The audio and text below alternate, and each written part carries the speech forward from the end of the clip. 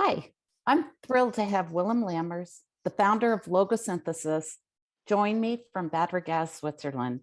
Willem has a 40-plus year career as a psychologist, a licensed psychotherapist, and an organizational consultant. He has led a training institute for coaching, counseling, and supervision in Switzerland. Willem has a deep curiosity to explore human potential, and Logosynthesis offers a beautiful and comprehensive model to support us through life's challenges, large and small. So thank you for joining us, Willem. Thank you for inviting me, Cathy. I look forward to this conversation. Yeah. Like most people, I'm very concerned about what is happening in the world right now, with Russia's war in Ukraine being top of mind.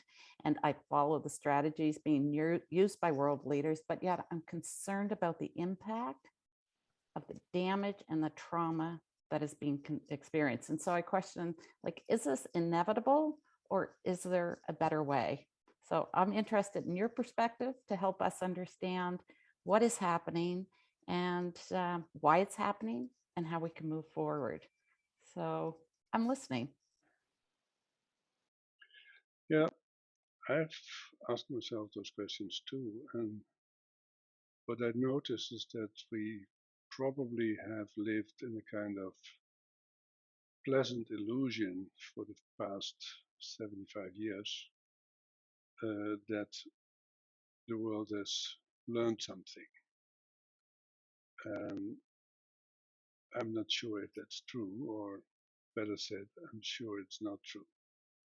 And what we see in my perspective is a kind of collision of two fields. And one is the classical authoritarian way of governing people, and another way is the way we have organized in our democracies in the Western world. And what you see is that the collision is mainly between the authoritarian um, countries or societies and the Western world. If you look at China, they don't take part. If you look at Africa, they don't take part. And when we look at this conflict, it's a conflict of, let's say, also developmental stages of societies. So I read an interesting article about Russia. Um, I've been in Russia a number of times, and what I notice is that there is a kind of silent acceptance of authority. So it's what they do up there is what they're doing. So there is no, let's say, I'm Dutch, so if something doesn't please me, I will say I don't like this. But they don't have that. It's They a different don't have culture. a, they Yeah. don't have an organization or a way of organizing things in which people have a relationship on a, let's say, on an equal level. And I read an interesting article in our local newspaper in which a guy said that the Tsarist regime, the Soviet regime, and the Putin regime missed two important dates in history. And the first one was 1776, and the second one was 1798, 89, because these are moments in which the individual started to become important in society. It was the American Independence Declaration, when in the course of human events, you know that. And we had life, liberty, and the pursuit of happiness as an individual, an unalienable right for what is important for you.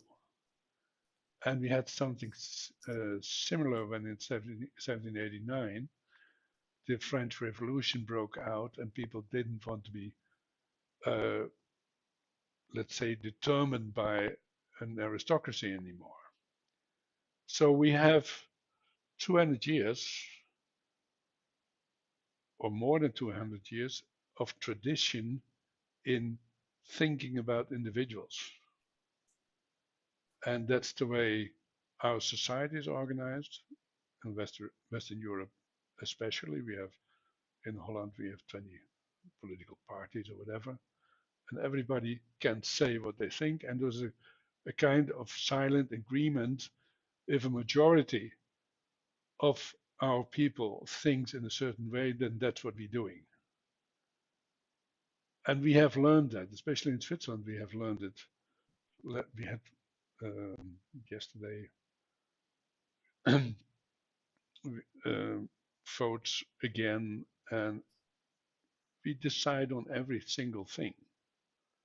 And that's normal. And usually I'm on the losing side because I'm more leftist than rightist, and Switzerland is more rightist than leftist. But if I lose, I know that's okay, because it's also possible that I win, or that my ideas are supported by a majority. And if you have a society in which that has not happened, and that society has had a Tsar and a nobility, or they had the Soviets, and a dictatorial system, and now they have a capitalist dictatorial system, then that's different from the way we are educated. So that's why it's so unbelievable that these things happen. And if you look at the raw power of authority in combination with um, the Russian Orthodox Church, which supports this behavior, then that's quite different from our more or less secular Western democracies.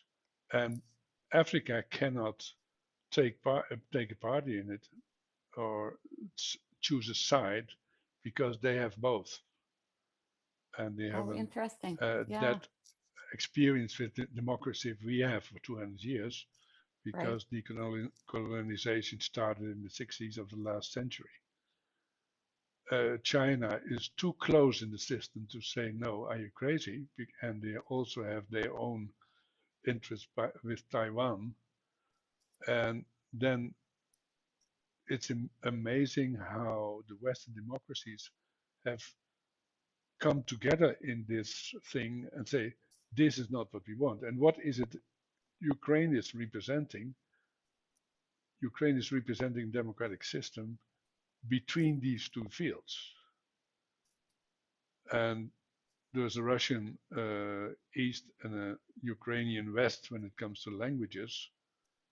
But there since the breakup of the Soviet Union, they have tended to identify more with the West and its, let's say, more social field than with the East, with its autocratic field, with Lukashenko in Belarus and Putin in Moscow.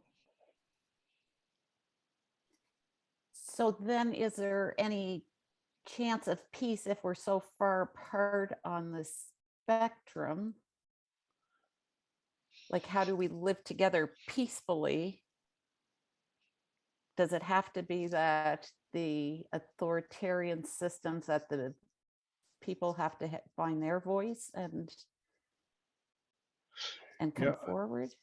I'm not quite sure if the people in Russia will find their voice, because they have been subjected to propaganda for many years. So we can't imagine that the majority of people are behind Putin, but they are. And this trust in the Tsar, that they, there is let's say, a vertical relationship, that the Tsar is more important than I am. And there's also this country, if you live in Vladivostok, you're not interested in what happens in Moscow. because it's just too far away. Right. When it comes to coexistence,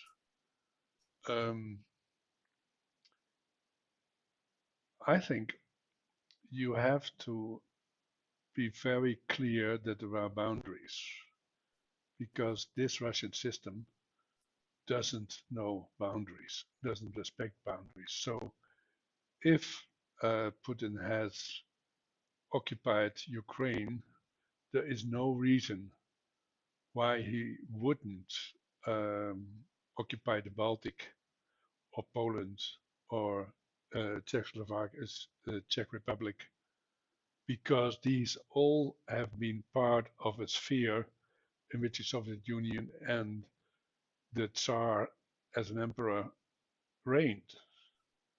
And Finland has been occupied by the Russians and only can exist as an independent state because it's fully neutral. And it won't stop if NATO doesn't say the buck stops here. It won't stop because there is no reason in the system why it would stop. There are no boundaries built in. And what I think is very discouraging is that all the rules which has been established in the negotiations of, let's say, the USA with the Soviet Union, all the contracts and agreements, they suddenly have lost their value. You don't attack citizens; they do. You don't attack hospitals; they do. So they haven't any, let's say, respect for what we used to respect. And that means that if we think we can negotiate with them, we can only negotiate with them from a position of strength. That's what my idea is. Mhm. And so if he doesn't respect boundaries, so is it like, I think often of the book that Bob Woodward wrote about Trump and fear, and that fear is real power. And so there's a real sense that Putin puts fear out there and it paralyzes his people, it paralyzes his adversaries. But is fear the real power?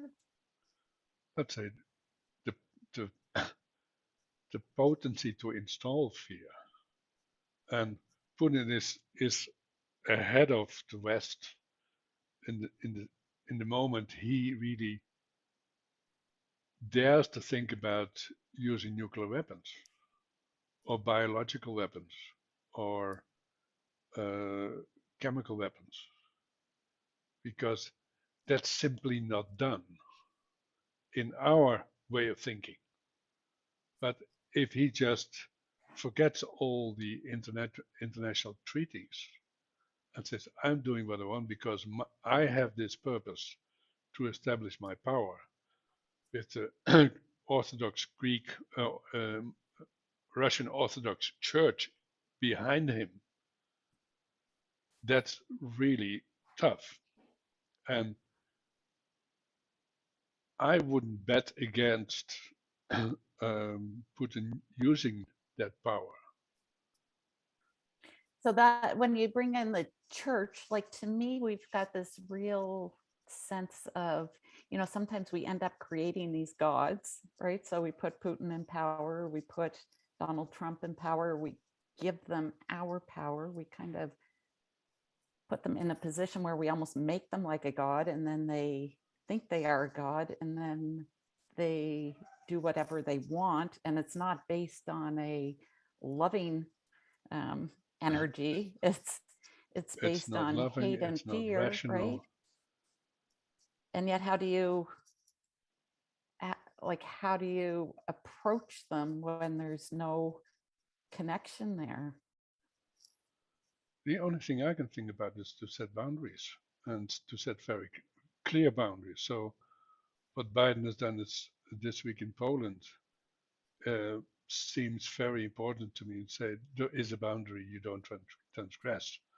Then he made the remark that there should be a new government in Russia, which he might not have done, he shouldn't have done.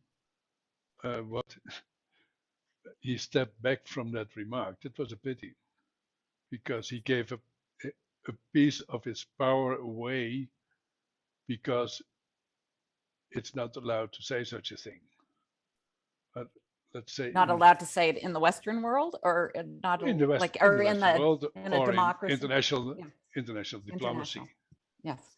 Yeah, so you don't say that kind of things. So these are the old rules, but Putin doesn't play with the old rules. He plays with it, tries to impose his own rules on the system until somebody stops him. And maybe someone in the system will stop him, but he seems to be well organized. So the only resistance can come from the outside. And he's been surprised that the Ukrainians fight so hard, but they fight, in fact, for what the West has acquired for the past 200 years. So the rights of individuals, the rights of women and children, the rights of uh, citizens to vote for a government of their preference. That's These are all things that don't exist in Russia. So Ukraine represents the Western world in this conflict between authoritarian systems in which the individual doesn't count and the Western democracies. Let's say Churchill said, yeah, democracy is one of the worst systems we have, but still the best we have, or something like that. Yeah, It's messy, isn't it? yeah, Because it gives everybody their individual power, and everybody's got different ideas. yeah. And then we have the role of capital all over, of course. So what we see is not always what we get. So is there an element where we think we approach it from our individual freedom standpoint, and we have a belief that diplomacy should work and we should be able to go in there with a diplomatic solution, and then we're surprised or disbelieving that it gets thrown back at us with such aggression? Yeah, it wasn't part of our frame of reference that this could happen. Even though, if you look carefully, Putin hasn't said anything else since 2008. And Biden was there when he said all that kind of things. So Biden knew it was coming. The Ukrainians knew it was coming, but we didn't realize we were so busy with vaccination or non-vaccination or whatever. We haven't have any experience with the bad side of the world. Let's say, of course, there are some experience, but that it could be so bad, it wasn't just part of our frame of reference. And so then the pandemic role in this, because if you listen to the news, they say, through the pandemic, Putin became more isolated. So he wasn't as connected with the other Western leaders, and he kind of became more isolated. What's the role of the pandemic in how this is amplifying? Or would it have happened anyway? I think the pandemic has held it up for a while. So if the pandemic hadn't happened, then there would have been less of a danger for the Russian army. So they would have organized themselves earlier, is my guess. But the pandemic has paralyzed the whole world for a few years. So that's also part of, Russia has, let's say the numbers of Russia haven't been so high, but it's more because of the statistics they get in than what we can expect what happens. So the pandemic has, let's say, delayed it, in my opinion. Okay. And so as far as like getting out of this and a way forward, so then, sometimes you hear that, we all end up taking our perspective as being the right perspective and the way that the world should unfold. Yes, of So course. living in Canada, I think everyone should have freedom and should, so it's, does the other piece have to collapse in order for it to evolve? But then we have our issues in Canada that we have to work through as the world changes as well. And we're not always so open to do that difficult work either. Who So likes then to do it comes back difficult to, work? for the world leaders, how do they keep their people safe and still help them adapt in this changing world? Yeah, and then let's say there might be very different perspectives on how how to keep people safe. So if Putin wants to restore the Soviet or the Tsarist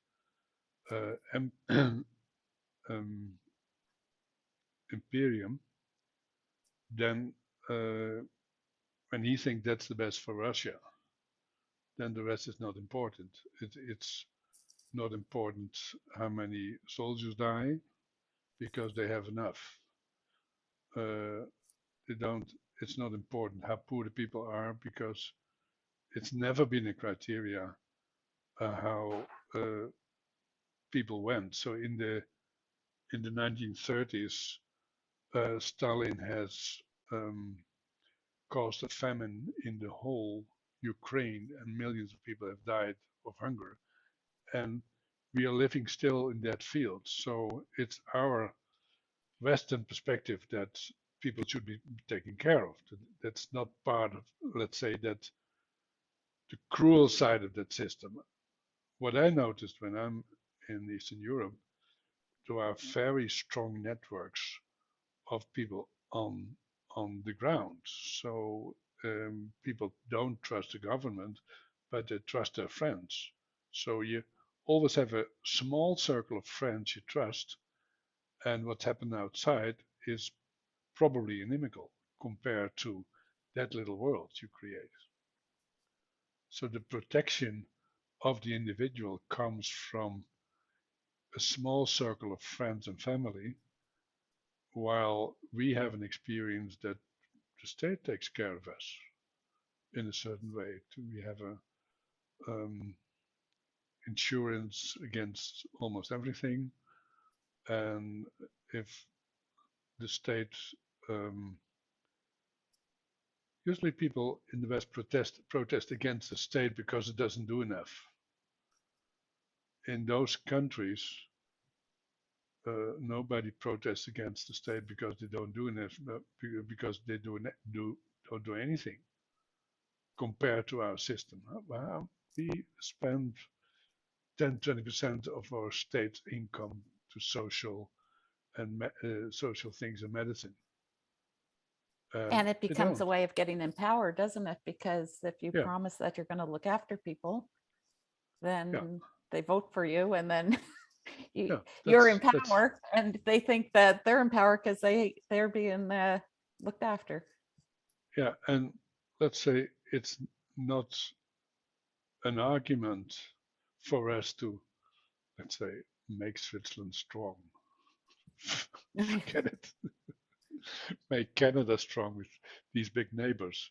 No, it's not an argument. So Canada and Western Europe are pretty close to each other when it comes to taking care of people. And then it's so also very surprising if there's a terrorist in Canada. That's so unexpected because we take care of everybody. It's the same. Terrorism in Switzerland doesn't exist, or we don't think about it, about the option. So I think that, let's say, Canada and Switzerland and maybe other small countries, they have a kind of balance, and they have ignored. I think that Europe has ignored that it needs boundaries. And first we had it on the south side with the people who come from Africa, and now we have it on the eastern side where someone comes in with tanks and rockets.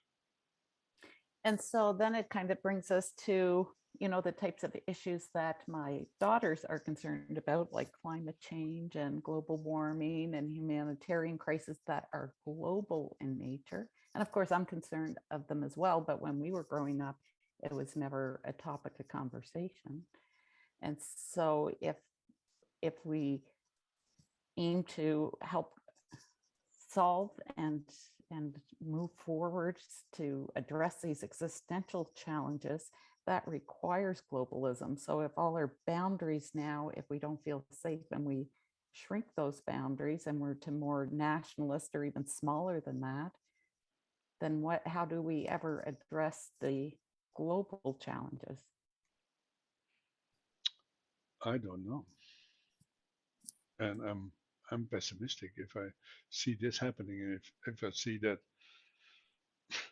it's very strange. So as soon as the oil gets more expensive, the state uh, tries to balance that out by lowering the taxes on oil, which is in fact, let's say, from a climate perspective, it would the oil should have twice the price. But as soon as something happens in the here and now, which is unpleasant for the people, then the states uh, try try to balance and to buffer. So for the climate, this is not a good time. And Yet, if I we have look at my our, serious yeah, I no, go have my ahead. serious doubts if this time will ever come, because what I see happening is we don't address the issue at the roots where it caused, but we are doing something um, to let's say buffer the effects. So we don't think about um, let's say how to stop CO2, but we plant different trees. Or the Dutch have wine now where the French have less wine in the next 20 years. And maybe there's even a Norwegian wine grower. A Norwegian. Dutch wine, I haven't heard of that really before. No. And the south of English makes a better sparkling wine than the Champagne in France. So we are trying to get the best out of it by adapting to the symptoms, but not addressing the roots. And And yet, to if you look at the political will, climate change and global warming, it's one of the top issues on a global level that we all say that we want to address. And so then, I still keep coming back to how do the world leaders, and we put a lot of weight on them to help us address the challenges, because we're saying we want you to fix that, and yet they're just reflecting in some ways the will of the people. So how do we create a space, I guess, where it's safe for them to guide us through, even when it's not comfortable going through this change? yeah, in principle, in democratic countries, we have the option that we can choose different leaders. So in the elections in Switzerland yesterday, we saw that there were new leaders voted for on the community level who come from the Green Liberal Party and not from the more far-right Swiss People Party. So there's a shift going on there, and the Swiss liberals are a combination of aware of climate issues and aware of economical issues. So in fact, it must come somewhere from there because we have this polarity that those who are busy with climate change don't think about the economy, and those who think about the economy don't think about climate change. And let's say if you are a little bit reasonable, you can make a lot of money with climate change nowadays if you develop all kind of new technologies which would stop, let's say, emitting CO2. But let's say the democratic process is designed to address these things. So the leaders are always representation of the people who vote for them. And where to start is always the question. I think the more autonomy and the more education people have, the more they will be motivated to think about more than surviving from today into tomorrow. So the change must come probably from the middle class who has the time and the money to think. Because if you don't have a job, you won't have any influence to change something. If you are, let's say, on the right side of the spectrum, then the economy and power is more important. Maybe I'm simplifying here, but these are my simple thoughts about it. And so, who are the people who are most conscious in the situation that they also have an influence? So let's say I have time to think, so I developed my logosynthesis model. Logosynthesis helps people to overcome blocks and to become more autonomous. So that's my contribution. I'm spending probably every wake minute on it. And it's a wonderful contribution, so thank you. Yeah, so let's say, and the question is, what are your specific skills and your competence which can, let's say, turn the tide? So you're doing your thing by making these interviews and putting them on YouTube. I'm doing my writing. I see people giving training, see people working with people who are, let's say, stuck in their system. And it's possible that one person has a lot of power. If you look at Putin, he has more power than any of us. And he has organized his whole society around him. Donald Trump has done the same in America to the point that he won the elections. Well, he didn't win the last one, but we know that. But it seems to be possible that one person collects that kind of power, but you can't collect that kind of power without ignoring very much of what is important for me, probably for us. And I think the big statesmen in history have always had an authoritarian side, a realistic side, and they were taking care of people. So if you look at Churchill in England, of course, he has his own, let's say, black piece of history. We have de Gaulle in France, who really could see a whole system and could see what was important. The same for Roosevelt in the war. So those people who are having a vision in the service of the people instead of in the service of their own, um, let's say, will to power, they can have an enormous influence too. So if you look at people like Elon Musk or Steve Jobs, or those who have carried the big technological transition, these are all individual people, single people who put this into the world with the help of other people they inspired. And of course, we have our cell phones and we have our computer screens, and it changed our lives.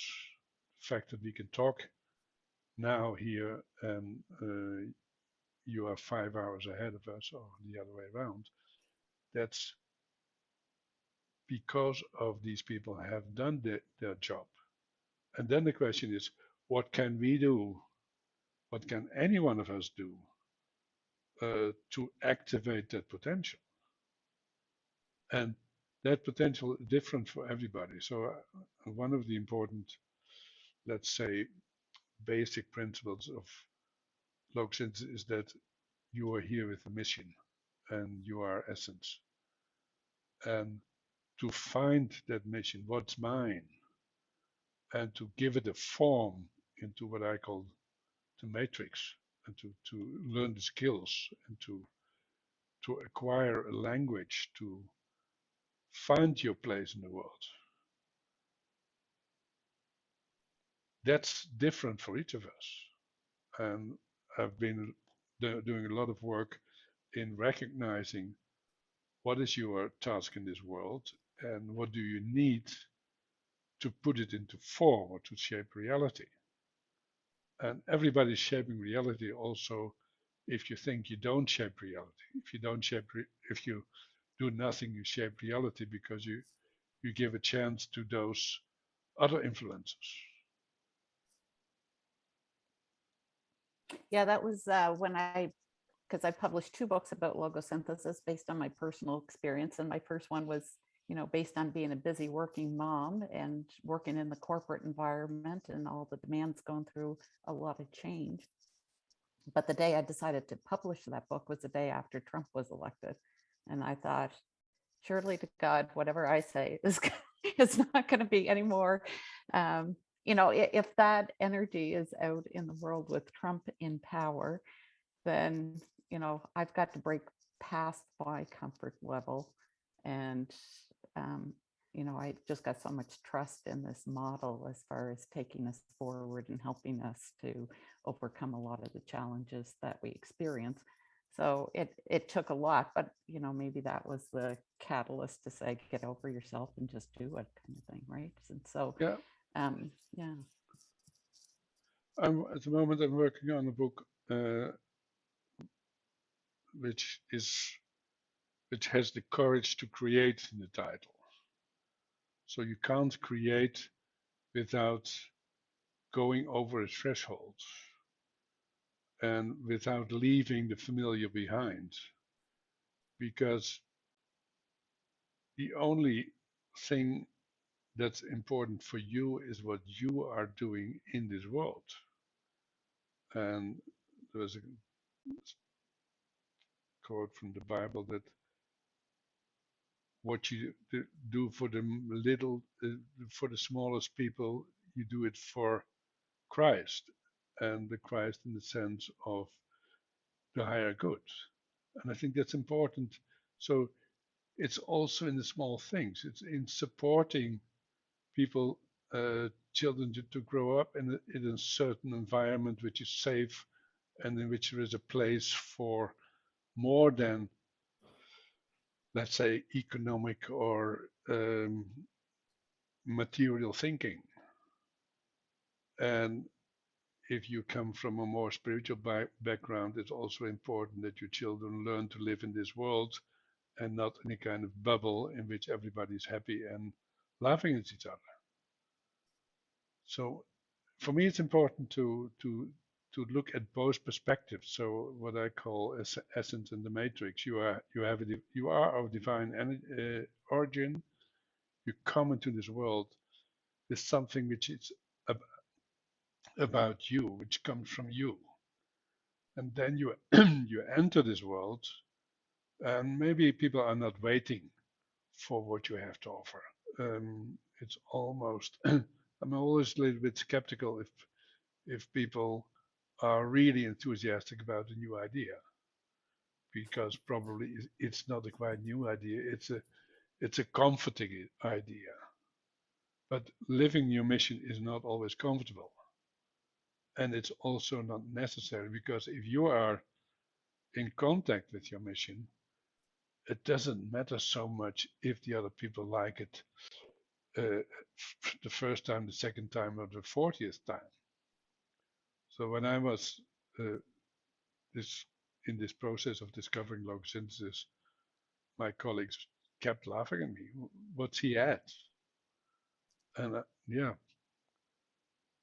and I was disappointed because they didn't like what I had discovered.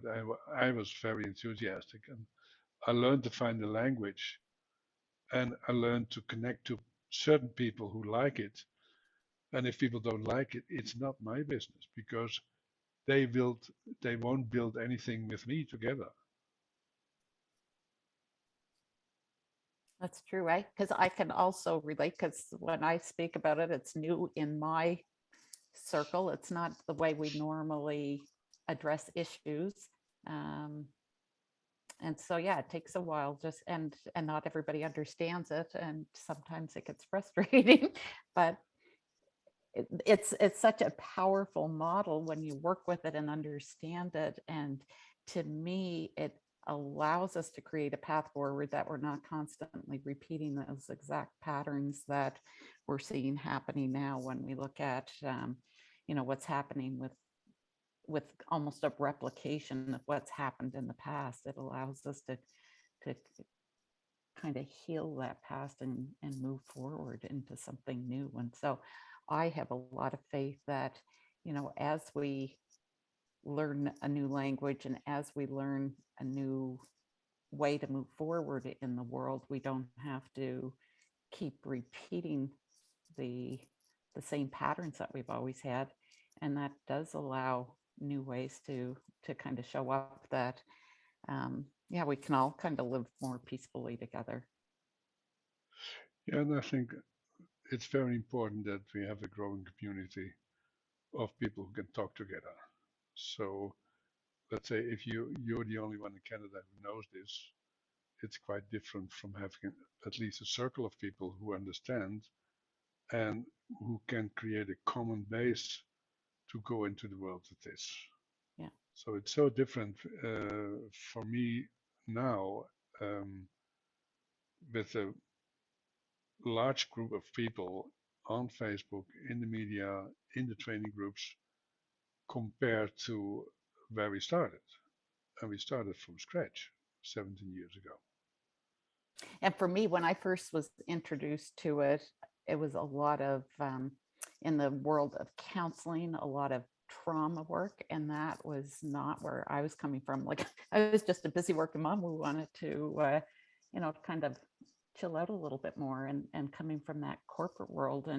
And for me, it took a while just to kind of get comfortable with that, and see the exact same application um, in a different aspect of everyday living, I guess.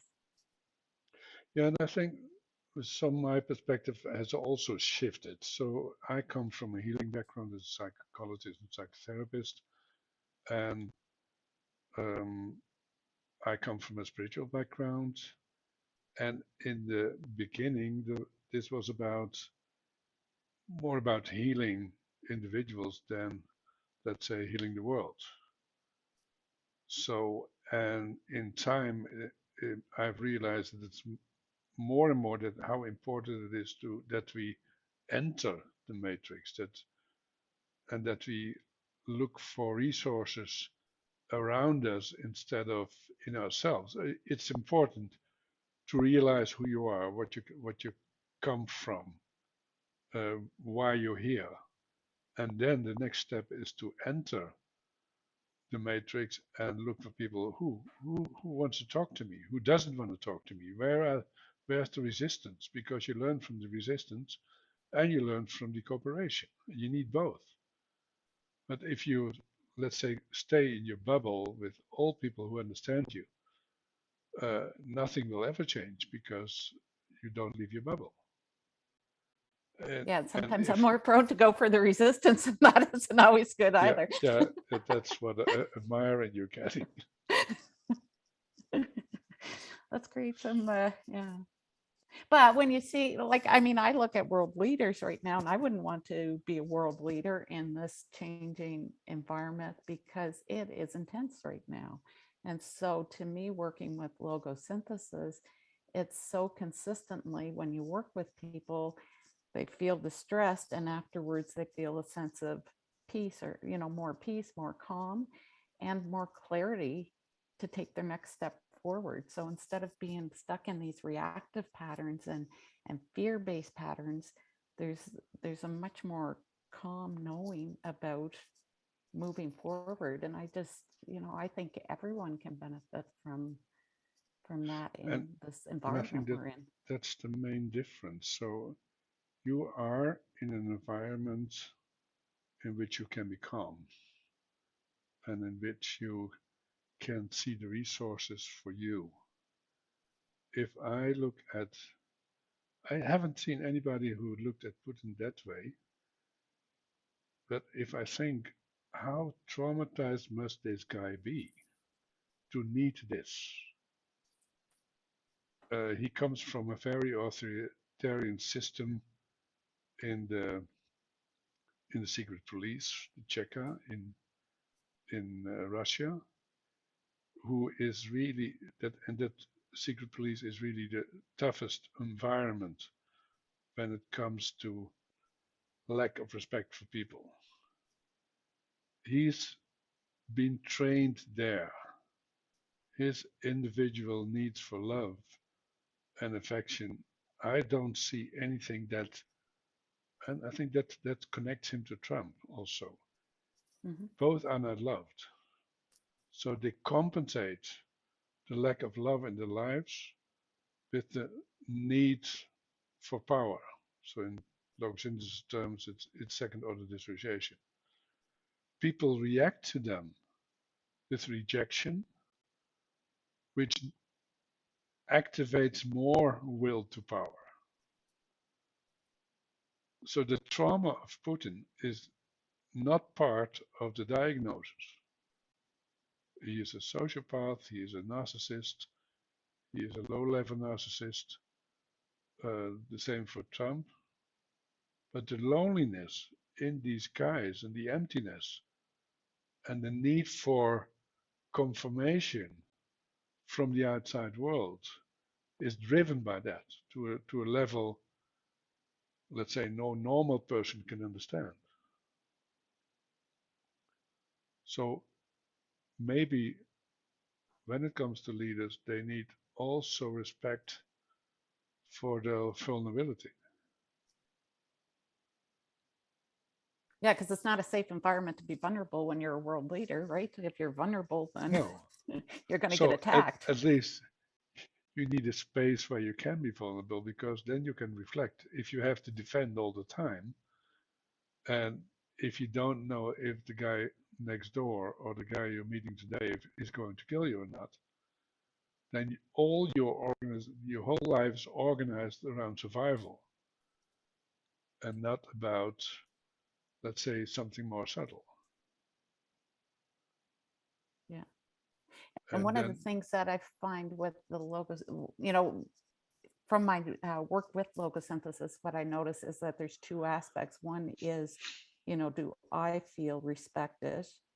And is the other person respecting me? And so a lot of times we interpret the other person's action as being disrespectful, but maybe it's just a reaction that I have and they mean nothing by it. So they could very well mean something by it. But on the other hand, it might just be my reaction to them. And so I think, even for as a group of, if we want to move forward in a global community without feeling safe and respected and being able to build a trusting world, I think, somehow we've got to be able to project respect and also be able to interpret. Let's say it's already a giant step forward if you're able to not need to the respect of the others. So if you do something to get respected, you're not autonomous anymore, and your task in the world is somewhere in the backbench. Right.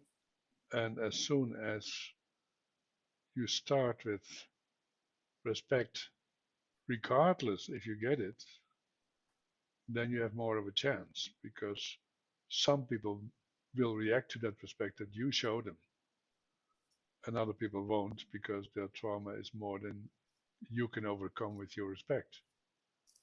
But just if you walk into the world and you expect no respect, you will tend to ignore that there are people who respect you.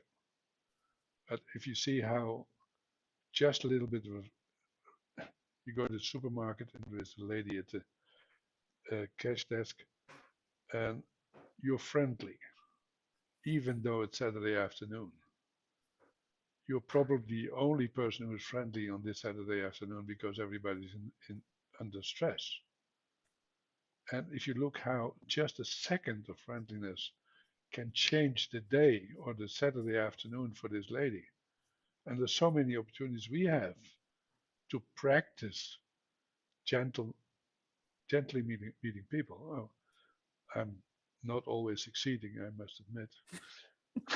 But when we don't, we have a tool that a system that we can use to work on that, so that it doesn't happen the next time. Yes, that's as soon as I think it's someone else's fault that I feel bad, I have some homework. Yes. And other people might say, oh, he is the cause of me feeling bad. And then you're in trouble, because there will be more people who cause you feeling bad. Yeah, and I think, a big part of it is to notice what's going on, notice our reactions, notice, and actually take time. Logosynthesis is a beautiful model to, when I notice my reactions, just to resolve those underlying triggers and then take a next step forward. And, regardless where we are in our lives, I think that's beneficial. But I think from a leadership standpoint, when, leaders can help people feel safe, the more they feel safe, or we feel safe, I think it is powerful. And I've seen it. So thank you. You're welcome. Yeah. So is there a last key message that you would like to leave for us as far as your work and your perspectives? There are so many memes around nowadays. And I like this one: be the change you want to see in the world. Very timely. Thank you. You're welcome. Thank you for having me.